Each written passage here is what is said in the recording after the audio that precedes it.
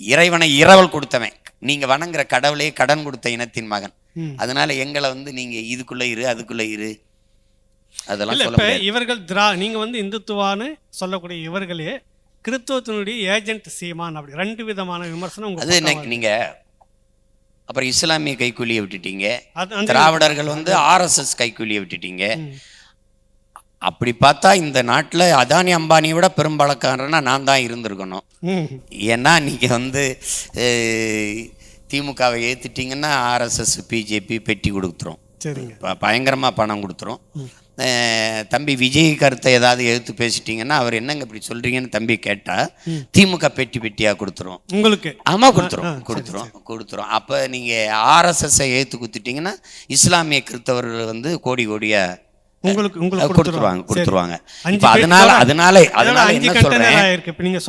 அதனால என்ன சொல்றேன், நீங்க எல்லாம் வேலைக்கு போகாம இப்ப நீங்க ஐயா ஈவேராவை ஏத்து பேசுனீங்கன்னா RSS பிஜேபி பல 100 கோடியை கொடுத்துரும். சரி, நீங்க இஸ்லாமிய கிறிஸ்தவருக்கு பேசுனீங்கன்னா அவங்க கொடுத்துருவாங்க. திமுகவை ஏத்தீங்கன்னா RSS கொடுத்துரும். தம்பி விஜய் ஏத்தினீங்க திமுகவே கொடுத்துரும். அப்ப நீங்க பாட்டு வீட்டுல இருந்துட்டு கால் மேல கால் போட்டு நல்லா சாப்பிட்டுக்கிட்டு கோடி கோடியா வச்சுக்கிட்டு வசதியா இருக்கலாம். ஒரு வேலைக்கும் போக வேண்டியது இல்லை. பேசி பாருங்களேன். முதல்ல என்ன பண்ணான் தெரியுமில்ல, ஈழ விடுதலை என் இனத்தின் விடுதலை, எங்கள் தலைவன் பிரபாகரன், ஈழ இந்த பின்னமா நம்ம பேசுறோம்ல, அது தமிழீழ மக்களின் தேசிய இராணுவம், விடுதலை புலிகள், இப்படிலாம் நம்ம பேசுவோம்ல.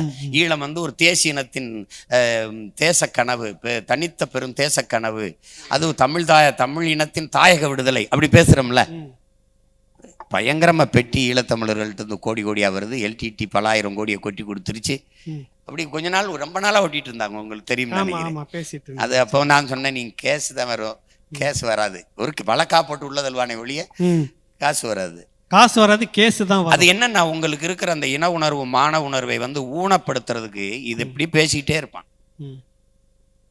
அப்ப நீங்க என்ன பண்ணணும், ஒரு போராட்டக்காரன், ஒரு போராளி, அந்த இடத்துல நீங்க சாக்ரட்டிஸை படிக்கணும், சாக்ரட்டிஸை துணை கிளைக்கணும்.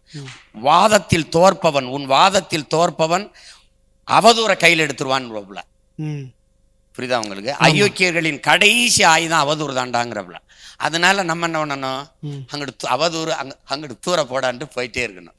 ஆமா, குற்றம் குறை கூறுபவரை புறந்தல்ல கற்றுக்கொள்ளுங்கிற ஆபிரகாம் லிங்கன் அதை காதுல வாங்கிட்டு விவேகானந்தர் சொல்றாருல, ஒருத்தன் உன்னை புகழும் போது நீ காதை பத்திக்க, இகழும் போது வாயை பத்திக்க, பிரச்சனையே வராதுன்றப்பல. இப்ப அதான் நாங்க பிரச்சனையே வராது. ஆனால் நீங்க வாயை பத்திக்கணும் காதை பத்திக்கணும் இருந்தாலும் உங்களுக்கான விமர்சனங்கள் ரொம்ப கடுமையாவே வந்துகிட்டு இருக்கு. ஆனா கல்வி நிலையங்கள் இருக்கா, அது இலவசமா இருக்கா? இருக்கு. ஆனால் தரமா இருக்கா? ஆட்சியாளன் மகன் எங்க படிக்கிறானா, அமைச்சர் மகன் எங்க படிக்கிறானா, பேரன் படிக்கிறானா, அந்த பள்ளி கல்லூரியில வேலை பார்க்கிற பேராசிரியர் பெருமக்கள் ஆசிரியர் பெருமக்களின் பிள்ளையாவது அங்க படிக்குதா? படிக்கலைங்க, தரம் இல்லை. இந்த கேள்வி வைக்கும் போதுதான் இவ்வளவும் கேட்கக்கூடிய சீமான் அவருடைய குழந்தைகள் எங்க படிக்கிறது கேள்வி வைக்கும்.